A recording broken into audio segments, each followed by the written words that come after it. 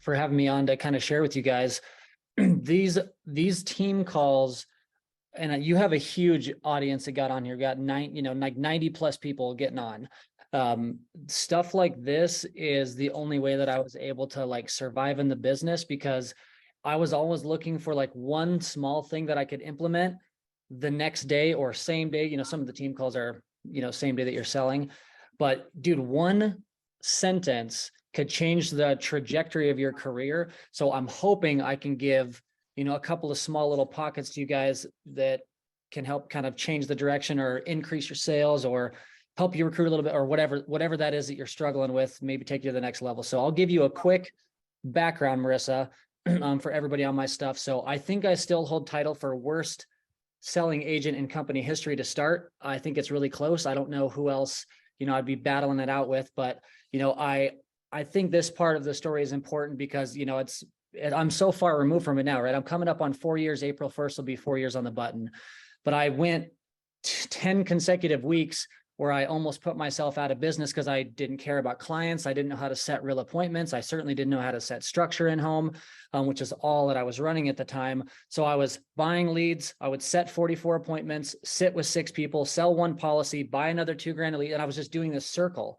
where I was like, hey, I'm working hard. I don't understand what's going wrong, but I was working without compassion and I was training without intention. So I was just running like some kind of lunatic, assuming that like, hey, technically repetitions will cure all. Well, not if you don't care about people, and not if you're not doing intentional things in your training to get better, so I did make some really big phone calls to people, and this is one of my favorite ones I share on a lot of these is my call with Andrew Taylor, because I didn't know how to get rid of commission breath. I was finally like, they had already turned 2 of my credit cards off and I was down to my 3rd one.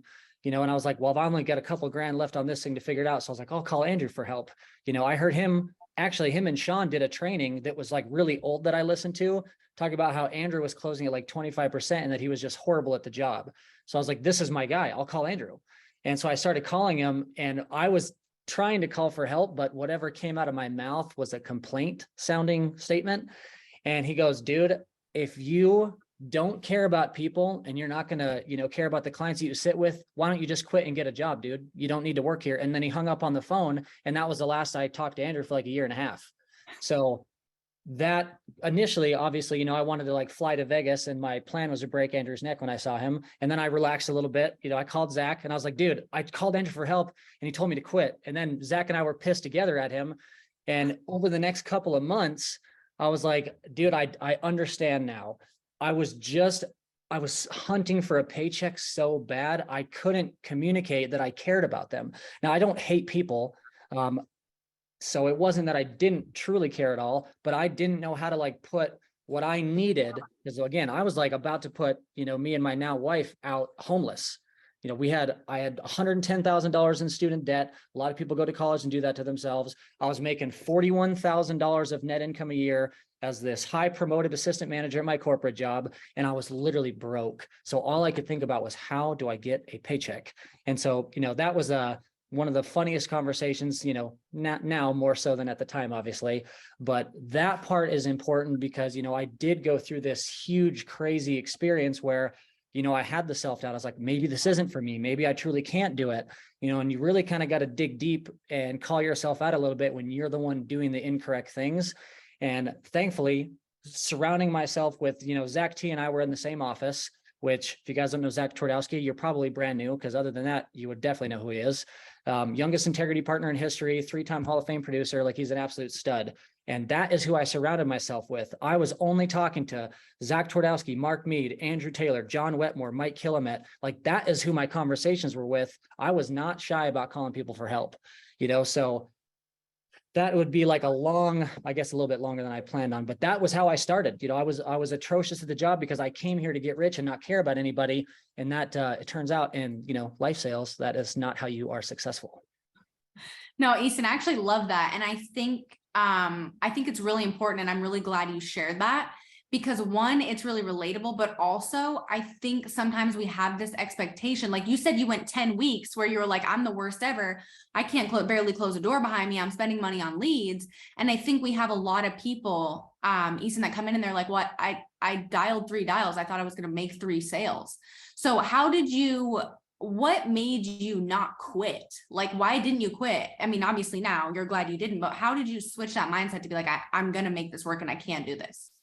So just being honest with now I have some huge reasons why I didn't want to quit, right? Like I had made, promises to, Lindsay, who's my now wife. I was like, listen, if you give me 90 days and then you give me 6 months and then you give me a year, if what they are saying at the company is true and it's legit, I heard some of these people training, and respectfully, like they're doing really well. This is not going to be a problem for me. I just need to learn how to do it.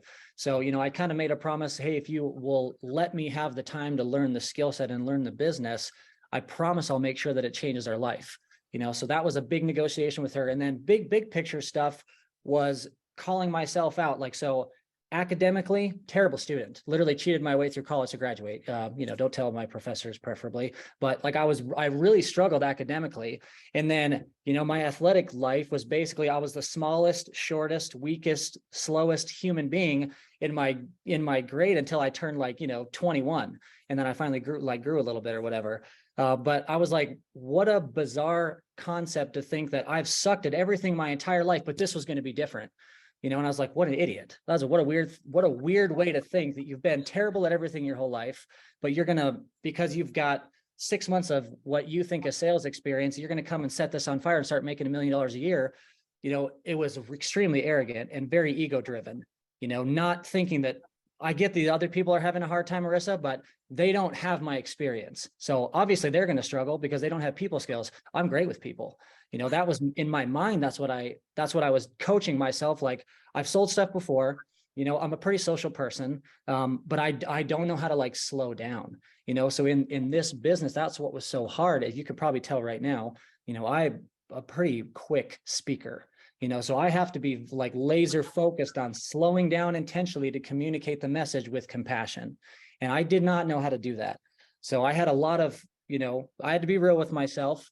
I had to dig deep. My example I gave last year was my dad lost his leg in a combine accident when he was 23, literally ripped his knee off from the knee down. He got his leg tore off, almost bled out to death, died twice in the hospital, and had to leave the dream of running a ranch to move to the, somewhere else in Montana, which is the only way that he ended up meeting my mom, which is why I'm here.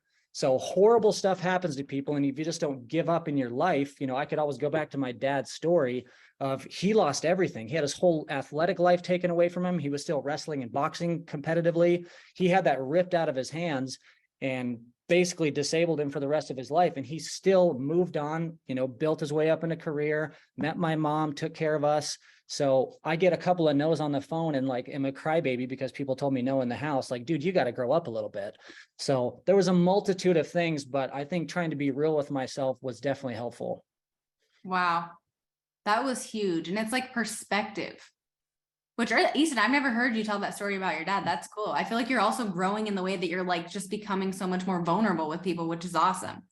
Okay. So Easton, you obviously sell and we're kind of right out of the gate your first year after you got through that set, you sell at a very high level. Like what I've sold in a year, guys, Easton has 4 times that, 5 times that, 6 times that. Okay. So he runs circles around us, around me. So Easton, why do you feel like that was hard? And do you feel like anybody, guys, and when I say a lot, I'm talking $800-900 grand, a lot.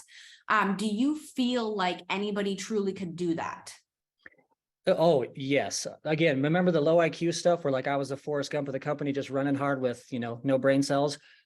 If I can figure out how to do that, and just basically the difference was, Marissa, once I learned the insurance skill set, I didn't change my schedule for 2.5 years. So when I was running 38 to 44 appointments, I never missed my appointment count every single week for 2.5 years. I never missed. And then I got to a point where I was like, hey, I can actually hit my minimum production goals, but I can do it in less volume of appointments, and that'll give me more time to recruit. So I perfected my skill, increased my skill set. I feel like you can always get better, so I don't want to say perfect. I think that's a stretch, but I increased it so much where I felt really comfortable. My thing was when I pulled up to the home if I could see the doorknob wiggle, I knew it was on. You know, I was like, hey, if I can just see it wiggle a little bit, I know that door's going to open. If I can get in, then I've got a really good chance of helping them. You know, and that confidence was built over repetitions and repetitions. I mean, 40 plus appointments for a couple of years. You feel kind of like bulletproof if you can get into a home because you've seen everything, you've heard everything. There's not a situation that you're not prepared for. And I just didn't change my calendar. What people have a tendency to do is, again, it's the comfort thing. Like, hey, you know, I was really struggling. I learned how to do it. I started making an income that I wasn't accustomed to. And then I realized I could live off of less. So then you just reduce all of your, you know, work, but you just work less. And I was actually really scared to lose the skills that I had developed. I was terrified to come out of the field ever. I was like, if I run 31 appointments, I'm going to forget everything. I have to start from scratch. And I remember how horrible that felt. I didn't want to do that again. So a lot of it was running out of fear, but I do not believe that if anybody truly wants to go and help, you know, 30, 40, 50 families a month, if you want to do that, I think everyone is technically capable of doing it if you're willing to do, you know, the work and the training and the coaching and, you know, not get too excited for really good days and not get too down when you have rough days. Yeah, that's huge. Easton, can you talk to us about your mindset around leads? Because even when I got here, and I can't imagine when you got here about what the lead availability was, now it's like we have so many options. And some people can get in a bad mindset about which are better, which are worse. These ones suck. These aren't even real. What's your mindset, and what do you kind of like? What's your agency's sort of thought on that? So we just use a lead mix. So it was all Facebook final expenses, all we had. So you basically had to prepay, you know, I think it was like $1,250 or $2,000, whatever the order was, but I was spending almost $2,400 a week as a brand new agent, like 2-3 weeks in. Because that was, you put your order in, you wait 4 or 5 days for them to generate. So you constantly have to be ordering in advance. You couldn't just, here's a CRM, I've got 150 people an hour from me, I can just buy these and run them. Like that wasn't an option. So once I started getting into the Facebook leads, then I just found some internet leads, then I found the mortgage mail, and our team kind of turned into like mail crackheads for like a year and a half, because we're like, hey, we'll just, now that we've got the skill set, everybody will get these, and then that's what we'll do forever. Not like we didn't have a warning that, you know, hey, mail's not going to be around forever. And we're like, well, maybe that's going to be in like 10 years. So we'll hit our window and we'll be okay. We didn't adapt, you know, quick enough. Now it's way different. We've got CRM, real-time leads, live transfers, tons of internet vendors. I don't ever get married to a single type. And I don't judge one type of lead after using them one time either. Because sometimes if you've got, hey, I've got this vendor that I was using, it's the greatest thing of all time, and you have one bad week and you're like, sweet, I'm setting them on fire, never using them again. And then you get like bitter about one batch that you struggled with, you know, and finding the blame game doesn't seem like it really helps anybody. So I've always just had a plethora of different vendors. The CRM is such an easy go-to because you get a high volume at such a discounted rate. These new real-time campaigns are crazy. That's kind of like my new thing right now that I like to get everybody started on. Because and there's another vendor that, oh man, I'm gonna forget, Nectar. I don't know if you guys know, but they've got where like, hey, you buy 500 leads and they'll match you for $500. You know, so I'm always looking to try that kind of, anybody that's willing to match me or give me a discount if I buy more. I always want to have enough. If you're going to buy, you know, 31 month leads in your first day and it doesn't go great, so you're like, oh, these obviously suck, I'm never using them again. That's not how the numbers work. You know, the insurance is just a gigantic math equation. You have to learn what your numbers are, which requires you to get leads, run your reps, run your in-homes, run your virtual, but you still have to learn what the math for you personally is. I know if I put 2 in, like I can go out and get 10. And like, that's what my numbers are. Sometimes I come out better. Sometimes I come out a tiny under, but I know that if I put 2 in, I'll always get out 10. And that's what my numbers are now. I used to be put in 2, try to get out 2,100, you know, and then try again the next week. So, you know, you have to get through those days where you're learning your numbers and you're learning the vendors that work for you. You're learning your phone script. How do you call this type of lead? Having a gigantic lead mix is, I think, a necessity to long-term success. Can't be obsessed or tied to one just in case the mail house burns down or internet shuts down for 2 days. Like, what are you going to do? You got to have something. Yeah, no, that's true too. And Easton, what we saw this last year is when a lot of people couldn't buy homes, not a lot of new mortgage data, you know, you never know what's going to happen. Like internet leads, I feel like are essential, and we just keep getting luckier and luckier with the amount of leads that we have literally at our fingertips. It's absolutely crazy. Okay. So Easton, now you are building a monster business. Okay. You sold for a while. One, why did you want to build a business? Like, why was that important to you? What's the value that you saw to recruiting other agents? So I did not want to actually at first when I got here. You know, I was a manager at my last corporate rental job. I wasn't good at it because I was very impatient with people that didn't have the same vision as me. So I was like, when I come here, I will sell. Nobody will bother me. I'll be just fine. I won't have to deal with any of this stuff ever again because I'm an independent contractor. It's going to be perfect. Well, basically, I accidentally ended up hiring somebody that was really good. Jake Conan, you know, sold $1 million in a year. And that I was already like doing some like fake recruiting stuff where like I had a part-time staff and I was running a little bit of ads here and there. Like I was a really cute businessman. It was awesome. But I had no intentionality behind recruiting or interviewing. I wasn't trying to get better at the skill set. I was just like, hey, I'm putting money in it. So you can't say that I'm not trying, but that was my way to avoid actually having to build anything. Once, you know, Jake came here, it was like, I got to physically watch somebody's life change in like 90 days because Jake came out and went like 67, 73, 81, his first 3 months now Jake was in insurance before, right? Like he'd sold a ton of insurance at a captive company. So he understood the sale and he understood the insurance sale. He just needed a platform, better comp, and a ton of leads. So he basically said, I can already do it. I don't really technically need you, which he did not need me. And I watched his, you know, what he was making annually. He literally made more than that by like more than double, almost double in 90 days, you know, and I know that that's a rare example, but I thought I'm not sharing any, I shared a couple of small things on social media. One of the guys that I went to college with reached out, who I didn't want to hire Jake, just to be honest. I was trying to get his friend. I was kind of like using Jake to get to his friend that I was really good buddies with because he was a pro football player, you know, up in Canadian League or whatever. So I was like, I don't really want to hire Jake, honestly. I just want to hire, you know, this other guy. And then the other guy was like, just leave me alone. Just talk to Jake. He's doing insurance already. So accidentally hired Jake, watch his life change in front of me. And, you know, 3 months, 6 months, 12 months, by the time he's 12 months into his career, his whole life is different. You know, I cannot imagine not sharing that with other people, because now when somebody that I'm really close with, someone I went to college with, and you thought, I will not say that because I did think Jake was the dumbest person I've ever met in my entire life, outside of myself, because he's just like this big football oaf guy, right? So he's like, until you get to know him and you like have a conversation with him, you won't know that he's really intelligent.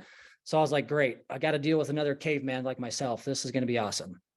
But watching Jake's life change, how crazy selfish is it of me to not share that with anyone else? Like, that's so messed up to keep this to myself because I don't think someone else may or may not be able to do it. So that's how I got into the build initially, was like, I kind of owe it to people. People took time to teach me. Somebody posted an ad on ZipRecruiter, which is why I'm here. And I know like Zip is not a really big thing, but you know, Zach had Zip. I came from ZipRecruiter.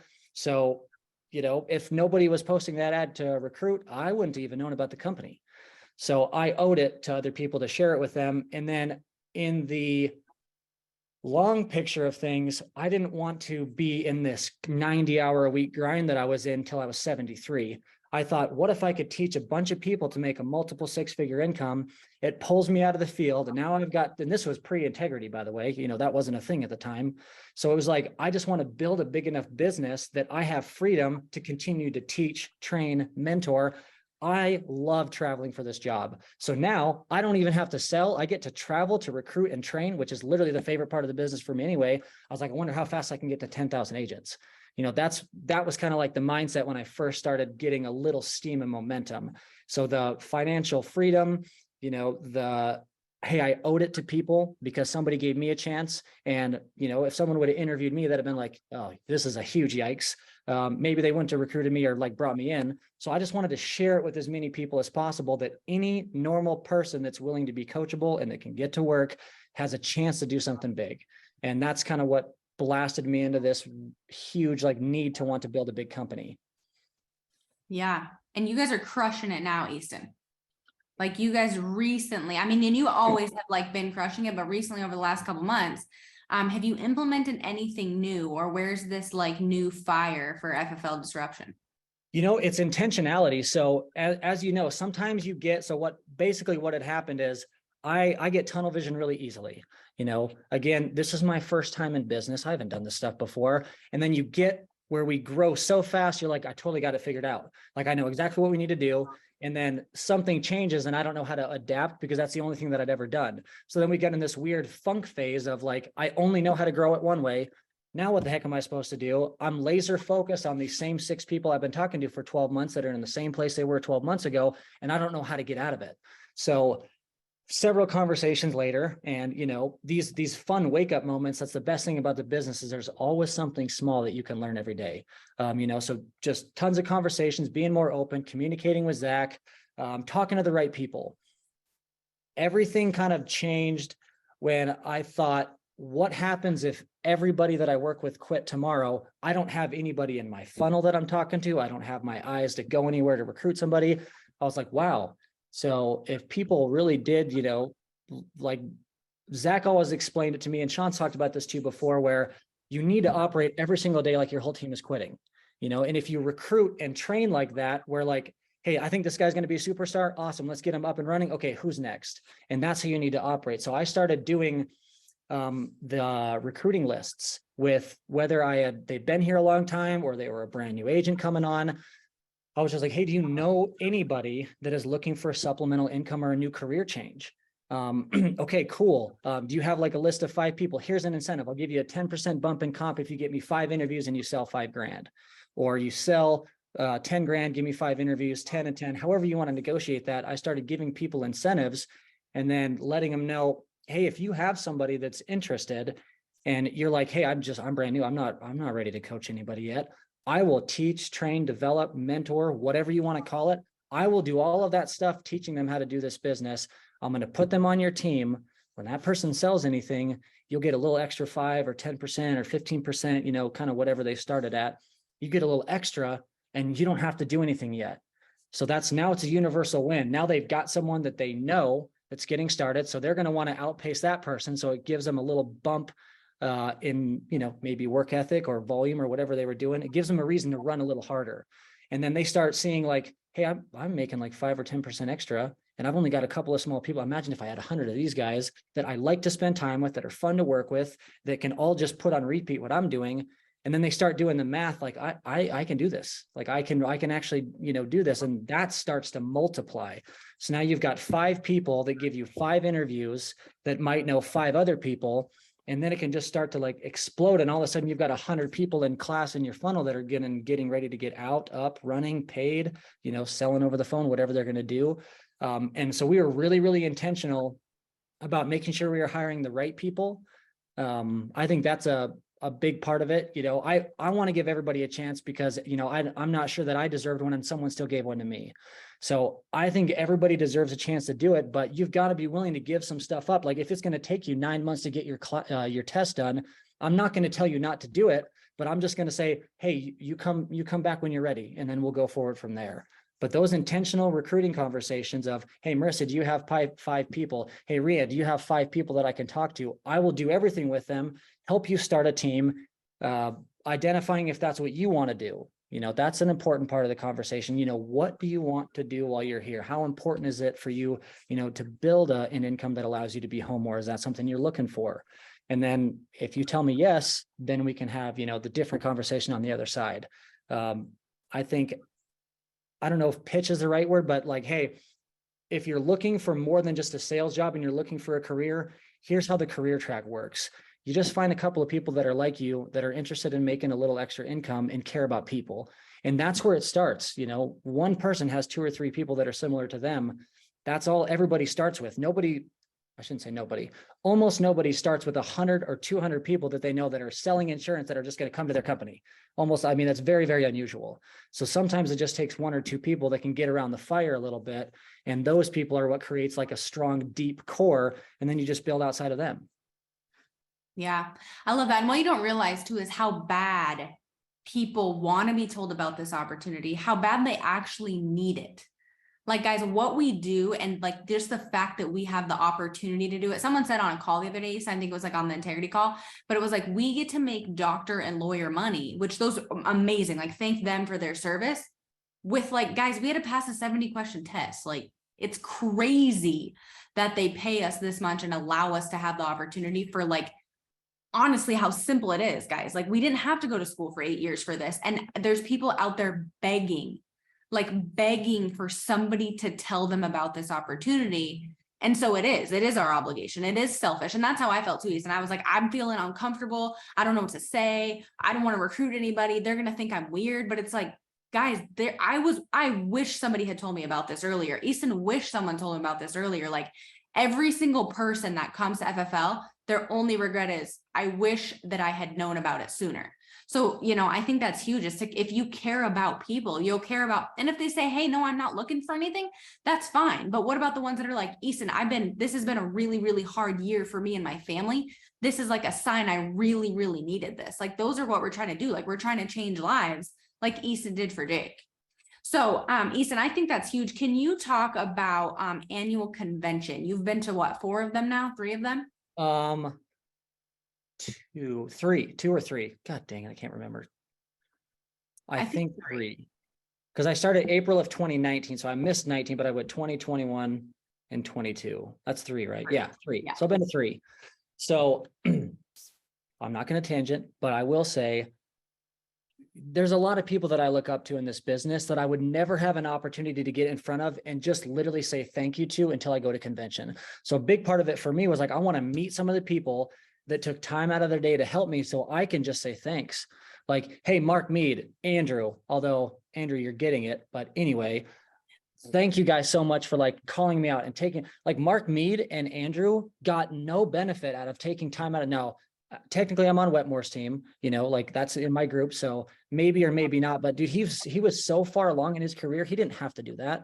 So all these people are taking time out of their day to help me. I really just wanted to go say, hey, thanks. You guys literally changed my life. So that was a big part of it, getting face-to-face time to say, and then be like, have gratitude for all the people that took time out of their, life to help me when they didn't really have to.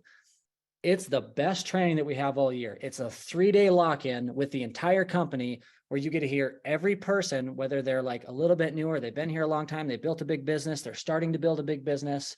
You get to hear everybody train and teach specifically how to get better at what we do. What a crazy thing to miss. PS, it's free. So be, really strange not to go. Grady said one of my favorite things ever within the last couple of weeks, that I'm not going to guarantee that anybody, that everybody that goes to convention is going to come out successful, but every single successful person in our entire company will be at convention. So you can, make that decision for yourself. But that was like, I've been telling everybody that. I thought that was the greatest thing ever, and such a good point too. No promises, but I do know for a fact that every successful person in the company is going to be at this event. So why would you, it could even be, it doesn't even have to be like, hey, I'm going to go talk to Marissa. And that's the one person I'm going to single out. You have a humongous business and you sell a lot of insurance. So maybe you're too intimidated to talk to Marissa, but you can find someone with a little bit smaller team that's catching momentum that, is a 30, 40, 50 family a month person that you can get a little help from. You don't have to, I always, I'm not that shy most of the time. So I was like, I'll talk to anybody, whatever, no big deal. But finding people that you can communicate with and find someone like, hey, I love how Riyadh trains. I just want to connect with him to say, hey, I heard you say this one thing, help me pick up a few extra policies this year. I just wanted to say thanks. Can I ask you a couple of extra questions? And then you can kind of corner people and interrogate them a little bit as much as you can until, they have to go to the next person, because it is a madhouse convention. It's so much fun, but you can't miss it. If you're serious about having success here, it says a lot about how much you believe in yourself by not going. I'll say that. Yeah, it is truly like the best place to be, guys. And honestly, just like Easton said, I love that. Can't guarantee that you're going to come out of it successful, but everybody who is successful will say the annual convention was one of the biggest things that led them there. So, all right, Easton, we're not going to keep you all night. I have one more, like 1.5 more questions. Okay. First of all, I would love to know, 2-part question, kind of tie it together. Okay. Now I'm giving a lot of instructions for my question, but, first thing, what would be your advice be to the brand new agent on this call? Okay. Part 1. Part 2 is, I don't want to call anybody out, and I love everybody. And Easton, I'm like beyond thankful for our team, and I just like love everybody here. But I'm also rabid about people changing their lives, and I want the people that come here to get the full effect. And like it pains me every night that I go to sleep and I think about this person didn't make money, this person's not having success, this person. And we had at the peak of this call, we had 90 people on here, and I'm beyond grateful for that. However, on our dial team today, we had 40. So like, how do we breathe life into people to get them to understand that like this call is amazing, but it's the everyday things that we can do that are going to get us there. Okay, so part one, advice to a new agent. This is a really hard question because there's like 80,000 things you want to, scream at them to try to help them, not have to. I don't ever want anybody that I bring in here to have to go through what I went through to start. That is my goal. If I can do anything possible to help you not have to feel what it feels like to be in that dire of a situation, there's a lot of people that will end up in there. I wanted my situation to never be from a lack of effort. So some advice that I think it's a popular like Joe Rogan quote now, like live every single day like your life is a documentary. And like if somebody was filming you on a daily basis, I hadn't heard that, saying like, how would you act if you knew you were being filmed on a daily basis?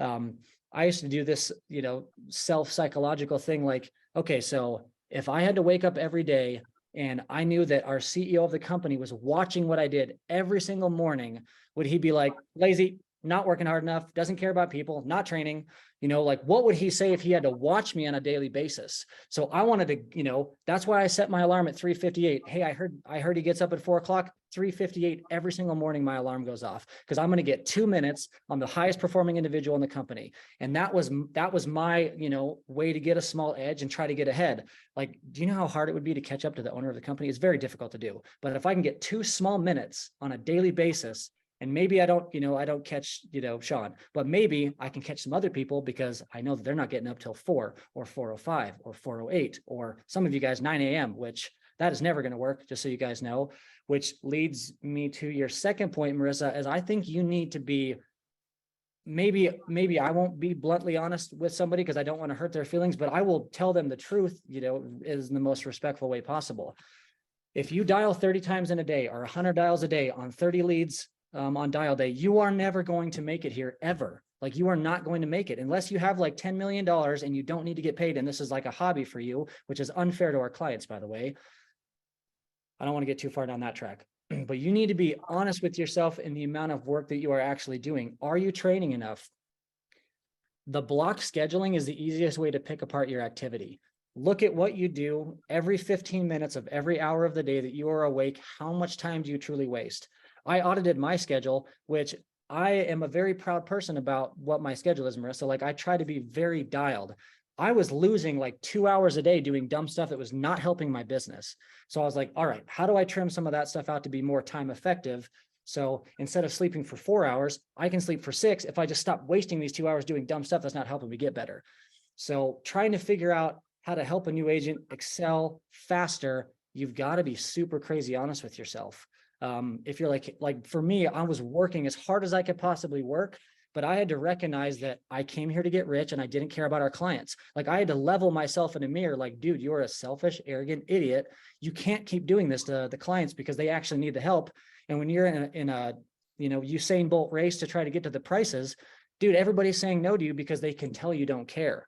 Like that was a hard conversation to have with myself. Like, am I really being, an egotistical, arrogant idiot that's just trying to press sales on everybody? Wow, I am. That's humiliating because now I have to level with myself. So that's what I would do. And step 2 of your question is just when you're calling Marissa for help, you've got to tell her what you're up to. Hey, I'm getting up at 9. I'm making 38 dials in a day and I can't figure out why nobody's purchasing anything from me. It's because you're not doing any work. Like, no offense. You need to work on your amount of hours that you're working. If you're working a lot and not having any success, you need to work on your skill set development. Work ethic and skill set development have got to coincide, or you're just going to be doing this crazy circle where I'm working 60, 70, 80, 90 hours a week and I cannot get ahead because you're not trying to get better. You're just like, I will outwork the situation. I'm going to outwork that is a great concept. But if you're not getting any better, you're not working on your phone skills, you're not reaching out for help, you're not being honest. When you miss a sale and you call Marissa or, you know, whoever, and you're like, this is exactly what I said, and they still didn't purchase, and then you feed her the most immaculate in-home perfect presentation of all time, she 100% knows you're not being honest. I promise, 100% knows that you're fibbing, because I tried that on Zach literally one time, and he was like, dude, if you would have said that stuff, you'd have closed the appointment. And I was like, damn, that's true. Let me think about what I actually said. So I had to reset, and I was like, all right, I didn't tell him anything about this up front. I literally told him it was $60 for 10 grand, and they said no. I was like, okay, now we have somewhere to start and we can get you better. And then once he ran out of stuff to give me, he was like, listen, you're so bad, I'm going to call Mark. He'll fix you, because I can't do this anymore. You're so horrible. So I was very real with Zach on exactly what I was screwing up. He was honest with me. He's like, dude, you suck. I can't help you. I'm going to have you call Mark. And he just kept passing me to the right people. And he was humble enough to say, I don't know it all. Get some help from these people. So don't fib to Marissa or to Riyadh or whoever's helping you. I promise they will know if you're not being honest with them. So that's my long answer to your two-part question. No, I think that was absolutely phenomenal, Easton. I knew you were good, but this is like another level. So I'm just really fired up, really grateful. I don't want to keep you all night. I think we still have a couple hours of dial time on the West Coast. So Easton, thank you so much. It's been absolutely phenomenal. I'm fired up. We'll see you at convention, and we're just all very grateful for you. Your team is awesome. Thank you so much for having me on. I can't wait to, if I haven't met you guys, I'm pumped to meet you. And those of you that I do know, I will see you here in a couple weeks. Yeah, and Easton says he talks to everybody, so everybody at convention can talk to Easton. Come say what's up. I'd like to meet everybody. It's fun to get to know new people. So I'll see you guys in a couple weeks. All right, guys, have a great night. Thank you so much.